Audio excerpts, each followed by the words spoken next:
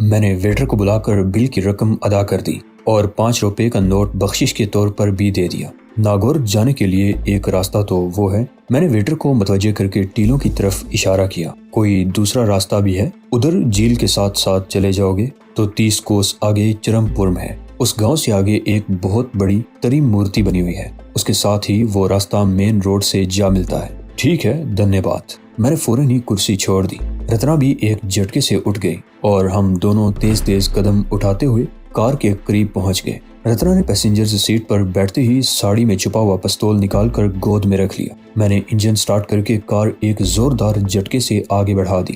لوگوں نے ہمیں یہاں آتے ہوئے بھی دیکھا تھا اور جاتے ہوئے بھی دیکھ رہے تھے۔ اگر ٹیلوں کی طرف سے آنے والی اس گاڑی میں ہمارے مخالفین ہی تھے تو وہ قصبے میں داخل ہوتے ہی ہمارے بارے میں ضرور پوچھیں گے اور پھر جھیل تک پہنچنے میں انہیں زیادہ دیر نہیں لگے گی، اور میں چاہتا تھا کہ اس دوران اپنے اور ان کے درمیان زیادہ سے زیادہ فاصلہ حائل کر لوں۔ میں نے کار کو ویٹر کے بتائے ہوئے راستے پر ڈال دیا۔ جھیل کے کنارے کے ساتھ ساتھ یہ راستہ بھی کچا تھا۔ کار کی تیز رفتاری کی وجہ سے سرخ مٹی اڑ رہی تھی۔ میں نے ڈیش بورڈ پر لگا ہوا ایک بٹن دبا کر دونوں طرف کے شیشے چڑھا دیے اور اے سی آن کر دیا۔ رتنا بار بار پیچھے مڑ کر دیکھ رہی تھی۔ وہ گاڑی ابھی جھیل کی طرف نظر نہیں آئی تھی۔ میں کار کی رفتار بڑھاتا چلا گیا۔ یہ راستہ جھیل کے ساتھ ساتھ تقریباً نصف میل تک چلا گیا تھا اور اس سے آگے جھیل سے بتدریج دور ہٹتا ہوا ٹیلوں میں داخل ہو گیا۔ شروع میں تو یہ چھوٹے چھوٹے ٹیلے تھے، لیکن آگے جا کر انہوں نے چھوٹی چھوٹی پہاڑیوں کی صورت اختیار کر لی تھی جن پر جھاڑیاں اور پودے وغیرہ تو تھے مگر کوئی درخت نظر نہیں آ رہا تھا۔ وہ گاڑی اس ریسٹورنٹ کے قریب رکی ہے جہاں سے ہم اٹھ کر آئے ہیں، رتنا نے پیچھے مڑ کر دیکھتے ہوئے بتایا۔ میں نے کار کی رفتار کچھ اور بڑھا دی۔ اگر یہ ہمارے مخالفین کی گاڑی تھی تو وہ لوگ ہمارے پیچھے آنے میں دیر نہیں لگائیں گے۔ گاڑی سے اتر کر انہیں جیسے ہی پتہ چلے گا کہ ہم لوگ یہاں سے نکل گئے ہیں تو وہ فوراً ہی ہمارے پیچھے لگ جائیں گے۔ ٹیلوں کے بیچ راستہ بل کھاتا ہوا جا رہا تھا جو بالکل تنگ تھے، جن کی وجہ سے رفتار بھی نہیں بڑھائی جا سکتی تھی۔ چند موڑ کاٹنے کے بعد سامنے والی چٹان پر کچھ اوپر روشنی پڑتے دیکھ کر میں چونک گیا۔ مجھے سمجھنے میں دیر نہیں لگی کہ وہ گاڑی انہی لوگوں کی تھی۔ کوئی موڑ گھومتے ہوئے اس کے ہیڈ لیمپس کی روشنی ہماری والی چٹان پر پڑی تھی۔ اس گاڑی کو اپنے تعاقب میں دیکھ کر یہ بات بھی میری سمجھ میں آئی تھی کہ جودھ پور سے ہمارے تعاقب میں ایک گاڑی نہیں، 2 یا ممکن ہے 3 گاڑیاں آئی ہوں۔ وہ لوگ راستے میں پڑنے والی بستیوں سے ہمارے بارے میں پوچھتے آئے ہوں گے، اور یہ بستی چونکہ مین روڈ سے بہت ہٹ کر تھی اس لیے ایک گاڑی اس طرف آ گئی تھی اور باقی گاڑیاں سیدھی مین روڈ پر نکل گئی تھی۔ اور عین ممکن ہے جب ہم چرم پورم نامی گاؤں سے دوبارہ مین روڈ پر پہنچے تو وہاں بھی کوئی گاڑی ہماری منتظر ہو۔ رتنا نے پستول ہاتھ میں لے لیا۔ میں نے بھی کھڑکیوں کے شیشے گرا دیے تاکہ ضرورت کے وقت فائر کرنے میں کوئی دشواری پیش نہ آئے۔ اس کے ساتھ ہی میں نے بھی اپنا پستول جیب سے نکال کر گود میں رکھ لیا تھا۔ یہ دونوں پستول ماؤنٹ ایو سے ہمارے پاس تھے۔ ہم 4 دن سیتا کے ہاں رہے تھے مگر اسے اپنے پاس پستول کی موجودگی کی ہوا تک نہیں لگنے دی تھی۔ میں سیتا کو بہت چالاک سمجھتا تھا۔ بعض معاملات میں تو اس نے واقعی بہت چالاکی کا ثبوت دیا تھا، مثلاً یہ کہ اس نے ہماری اصلیت معلوم کر لی تھی، مگر ایک معاملے میں وہ دنیا کی سب سے بڑی احمق ثابت ہوئی تھی۔ ہمارے بارے میں سب کچھ جاننے کے باوجود اس نے ہمیں اپنے قابو میں رکھنے کا کوئی بندوبست نہیں کیا تھا۔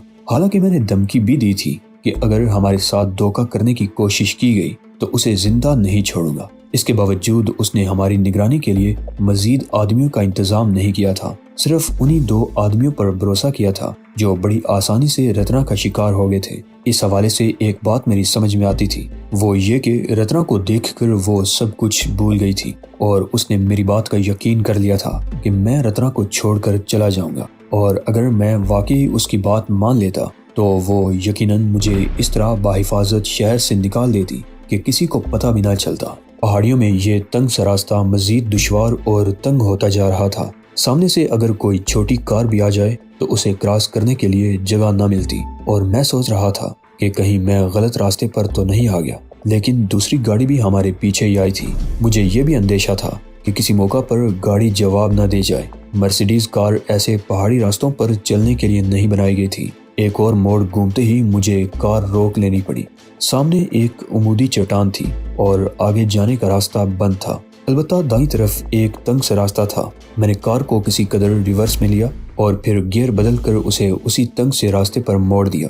کچھ دور تک تو یہ راستہ خاصا تنگ رہا، پھر بتدریج کشادہ ہوتا چلا گیا۔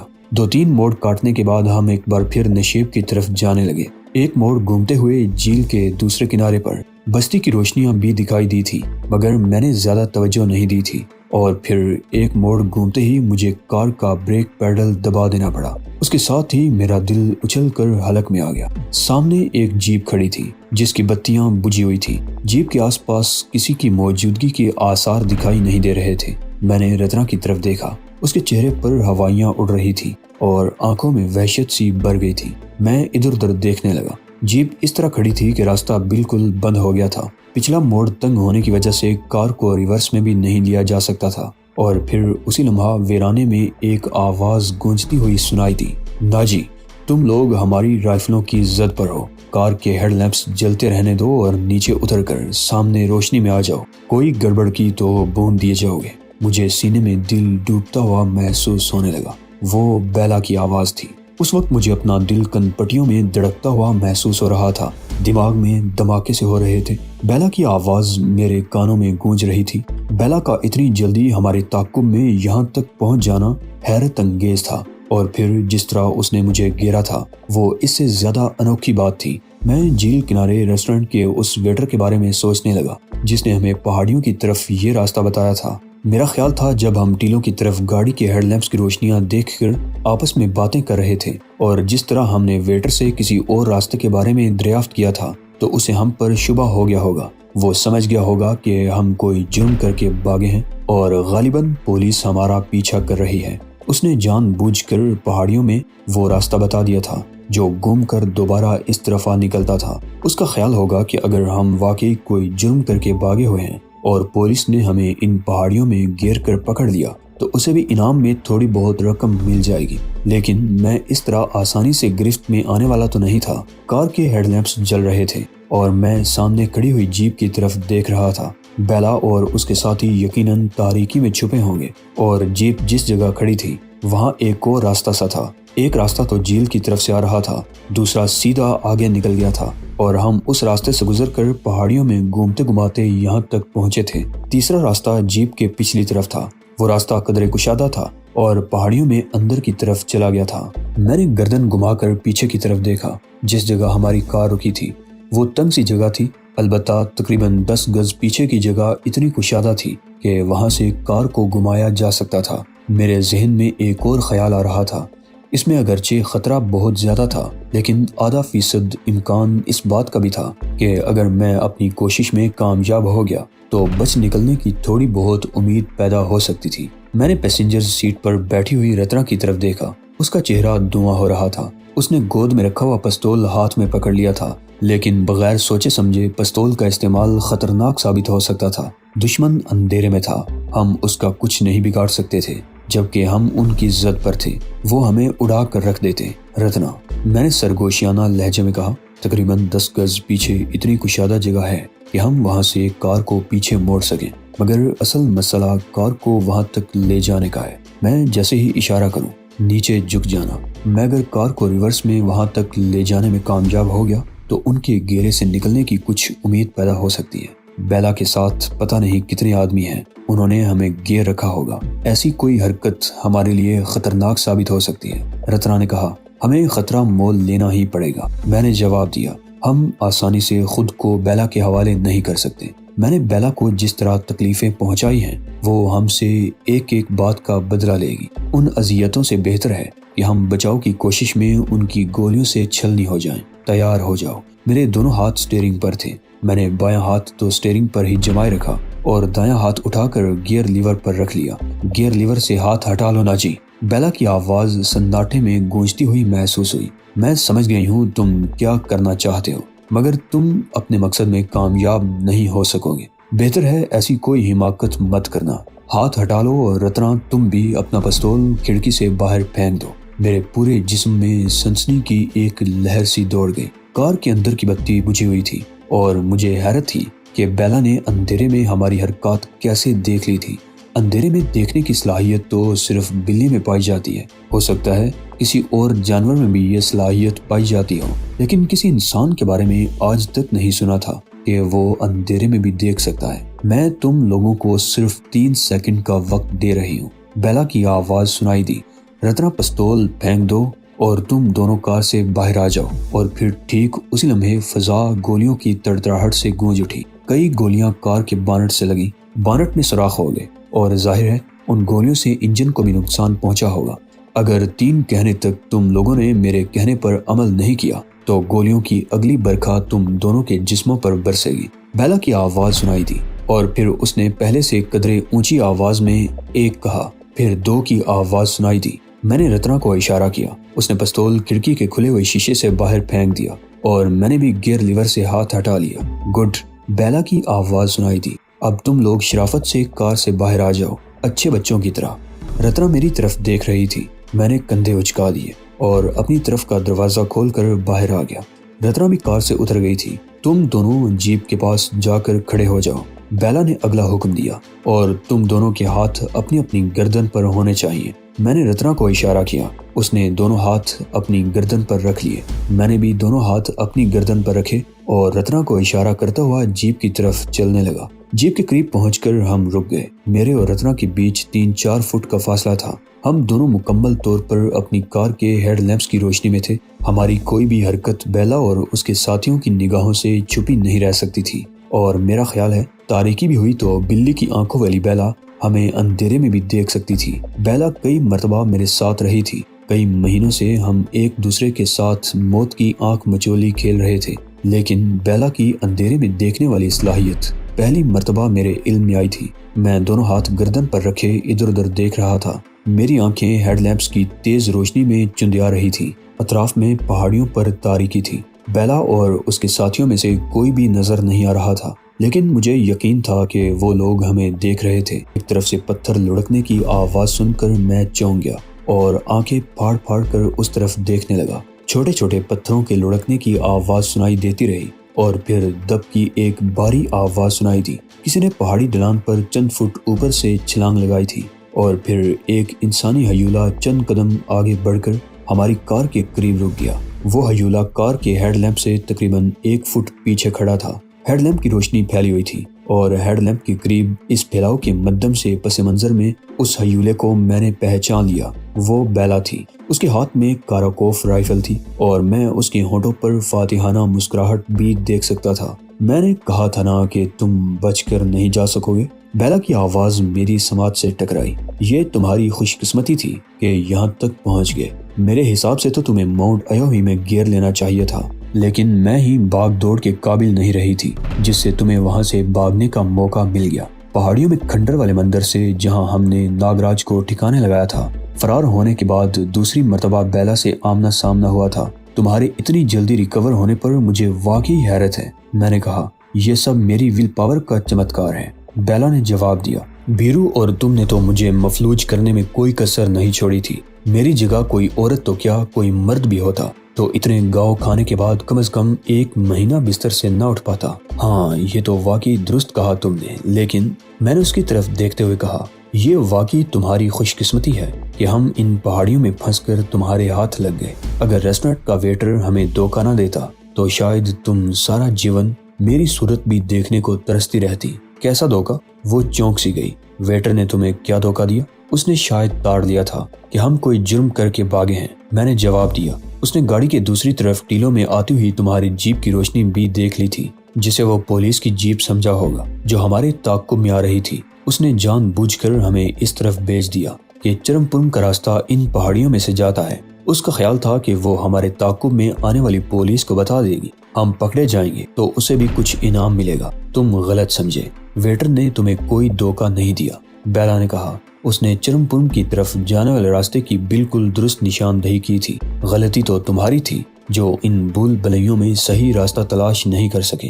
نئے آنے والے اکثر دھوکہ کھا جاتے ہیں۔ وہ چند لمحوں کو خاموش ہوئی، پھر بولی، جیپ کے پچھلی طرف چٹانوں میں وہ راستہ دیکھ رہے ہو؟ اگر تم اس طرف مڑ جاتے تو میں واقعی جیون بھر تمہاری صورت دیکھنے کو ترستی رہتی، لیکن تم یہاں سے سیدھے نکل گئے۔ پہلی مرتبہ اس طرف آنے والے اکثر دھوکہ کھا جاتے ہیں اور انہیں چٹانوں میں بل کھاتے ہوئے تنگ سے راستے پر چکر کھاتے ہوئے اس طرف آنا پڑتا ہے۔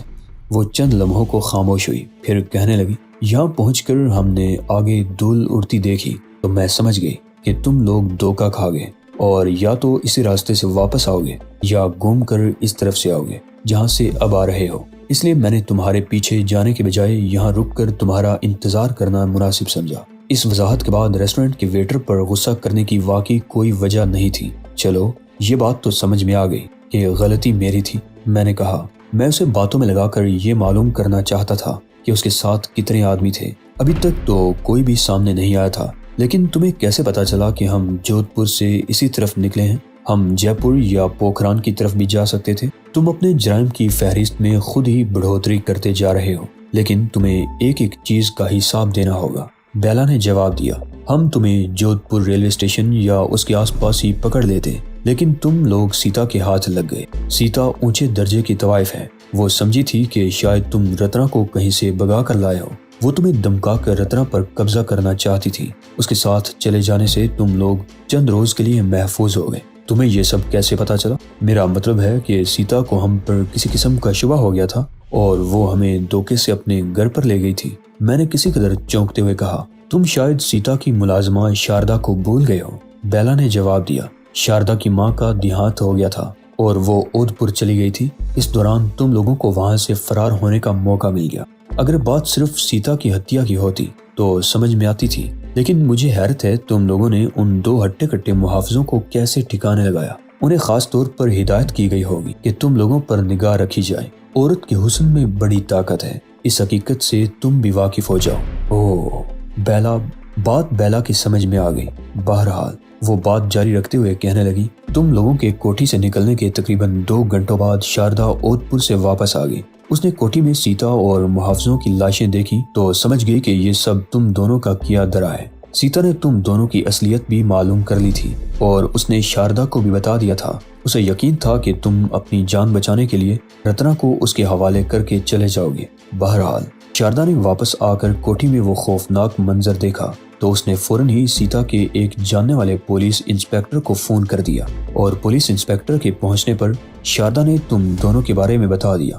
جودھ پور کی ساری پولیس اس وقت میرے تابع ہے اور میرے احکامات پر شہر کی ناکہ بندی کر کے تم دونوں کو تلاش کیا جا رہا تھا۔ شاردا سے معلوم ہونے کے بعد انسپیکٹر نے مجھے فون پر اطلاع دی اور میں بھی سیتا کی کوٹھی پر پہنچ گئی۔ میں نے خود شاردا سے ساری باتیں پوچھی۔ اس نے بتا دیا کہ سیتا کو پتہ چل گیا تھا کہ تم دونوں وہی ہو جنہیں شہر میں تلاش کیا جا رہا ہے، لیکن اسے دیش سے زیادہ اپنا ذاتی مفاد عزیز تھا، اس لیے اس نے تم دونوں کو چھپائے رکھا۔ میں شاردا سے کرید کر پوچھتی رہی اور پھر شاردا نے بتایا کہ سیتا کی کار بھی موجود نہیں ہے۔ میں ایک دم اچھل پڑی۔ مجھے سمجھنے میں دیر نہیں لگی کہ تم لوگ سیتا کی گاڑی میں فرار ہوئے ہوگے۔ میں نے وہیں سے ٹیلی فون پر پولیس ہیڈ کوارٹر کو سیتا کی گاڑی کے بارے میں اطلاع دی اور سیتا کی کوٹھی کی معاملات انسپیکٹر کے سپرد کر کے خود بھی پولیس ہیڈ کوارٹر پہنچ گئی۔ پولیس ہیڈ کوارٹر کے کنٹرول روم سے سیتا کی کار کے بارے میں پیغام نشر کیا جا چکا تھا۔ آدھے گھنٹے بعد مندر روڈ پر قائم کی گئی چوکی سے اطلاع ملی کہ سیتا کی کار مندور کی طرف گئی ہے، جس میں سیتا کے مہمان تھے اور ان کی حفاظت کے لیے 2 کانسٹیبل بھی ساتھ بیٹھے ہوئے تھے۔ میں نے فوراً ہی مندور کی طرف دوڑ لگا دی۔ چوکی انچارج نے تم دونوں کی حلیہ بتا کر میرے شبہ کی تصدیق کر دی۔ میں وہاں رکے بغیر آگے روانہ ہو گئی۔ مندور میں ایک جگہ مجھے 2 کانسٹیبل بھی مل گئے۔ انہوں نے بتایا کہ تم لوگ انہیں ایک جگہ بٹھا کر مندور کی تاریخی عمارتیں دیکھنے گئے ہوئے ہو اور واپس وہیں آؤ گے۔ میں ان کی طرح بے وقوف نہیں تھی کہ وہیں بیٹھ کر تم لوگوں کی واپسی کا انتظار کرتی، اور مجھے یقین تھا کہ اب تک تم بہت دور نکل چکے ہوگے۔ میں نے مندور میں رکے بغیر جیپ کو دوڑا دیا۔ راستے میں سنگرام نگر اور سنگرام جھیل کا بورڈ دیکھ کر اچانک ہی مجھے خیال آیا کہ تعقب سے بچنے کے لیے تم راستے میں کسی ایسی جگہ پناہ لے سکتے ہو جس کے بارے میں شبہ نہ کیا جا سکے۔ میں نے جیپ سنگرام نگر کی طرف موڑ لی۔ گاؤں میں سیتا کی گاڑی کے بارے میں پوچھا تو میرے شبے کی تصدیق ہو گئی اور پتہ چلا کہ تم لوگ جھیل کی طرف گئے ہو۔ جھیل کے ریسٹورنٹ کے ویٹر نے بتایا کہ تم لوگ اس پہاڑی راستے سے چرمپورم کی طرف گئے ہو۔ میں نے وقت ضائع کیے بغیر تمہارا تعقب جاری رکھا اور اس طرف اڑتی ہوئی دھول نے بتایا کہ تم لوگ کس طرف گئے ہو، اس لیے میں یہاں رک کر تمہارا انتظار کرنے لگی اور مجھے زیادہ دیر انتظار نہیں کرنا پڑا۔ تم اب تک صرف میں کا لفظ استعمال کرتی رہی ہو، اس کا مطلب ہے کہ اکیلی ہو اور واقعی بہت بہادر ہو، میں نے اس کے خاموش ہونے پر کہا۔ تمہاری چالاکیوں اور تمہارے ہتھ کنڈوں سے واقف ہونے کے بعد تو مجھے فوج کا ایک دستہ ساتھ لانا چاہیے تھا، لیکن میرے ساتھ نہ فوج کا دستہ ہے اور نہ ہی میں اکیلی ہوں۔ بیلا نے جواب دیا، میرے ساتھ ایک ہی آدمی ہے اور میں تمہیں یقین دلا دینا چاہتی ہوں کہ اس مرتبہ تمہاری کوئی چالاکی کام نہیں آئے گی۔ وہ چند لمحوں کو خاموش ہوئی، پھر ایک طرف دیکھتے ہوئے اونچی آواز میں بولی، رتلام سنگھ، اب مجھے تمہاری ضرورت ہے، آگے آ جاؤ۔ اس مرتبہ دونوں طرف سے پتھر لڑکنے کی آواز سنائی دی اور پھر ایک آدمی سامنے آ گیا۔ اس کا قد 6 فٹ سے نکلتا ہوا تھا اور وہ مضبوط جسم کا مالک تھا۔ سر پر اورنج رنگ کی پگڑی اور لباس خالص راجستھانی تھا۔ داڑھی صاف تھی، مونچھیں زیادہ بڑی نہیں تھی مگر کناروں سے اوپر کو بل کھائے ہوئے تھی۔ اس کی عمر 35 اور 40 کے درمیان رہی ہوگی۔ اس کے ہاتھ میں خنجر تھا جو کار کے ہیڈ لیمپس کی روشنی میں چمک رہا تھا۔ وہ رتنا سے چند قدم کے فاصلے پر رک گیا۔ بیلا بھی آگے آ گئی اور مجھے یہ جان کر حیرت ہوئی کہ اس نے آنکھوں پر اینک لگا رکھی تھی۔ اینک کے شیشے نہ تو سفید تھے اور نہ ہی تاریک، شیشوں میں پلاہٹ واضح طور پر نظر آ رہی تھی۔ رانا، بیلا نے رتلام سنگھ کی طرف دیکھتے ہوئے کہا، یہی وہ راکشس ہے جس نے پچھلے 6 مہینوں سے ہمیں انگلیوں پر نچا رکھا ہے۔ ہمارے سارے منصوبے اس نے خاک میں ملا دیے۔ تمہارے گرو ناگراج کا قاتل بھی یہی ہے۔ اب دیکھنا یہ ہے کہ تم ان کی سیوا کیسے کرتے ہو، لیکن یہاں نہیں، پہلے انہیں باندھ کر جیپ میں ڈالو، باقی کام ہم جے پور پہنچ کر کریں گے۔ تو دوستو، یہ تھی آج کی ایپیسوڈ۔ مجھے امید ہے کہ یہ ایپیسوڈ بھی آپ کو بہت پسند آئی ہوگی۔ اس سے آگے کے سنسنی خیز واقعات دیکھنے اور سننے کے لیے آپ سے گزارش کرتا ہوں کہ چینل کو سبسکرائب لازمی کر دیجیے گا اور ویڈیوز پسند آنے کی صورت میں لائک لازمی کیا کریں۔ تو ملتے ہیں اگلی شاندار سنسنی خیز ایپیسوڈ میں، کے لیے اجازت دیجیے، اللہ نگہبان۔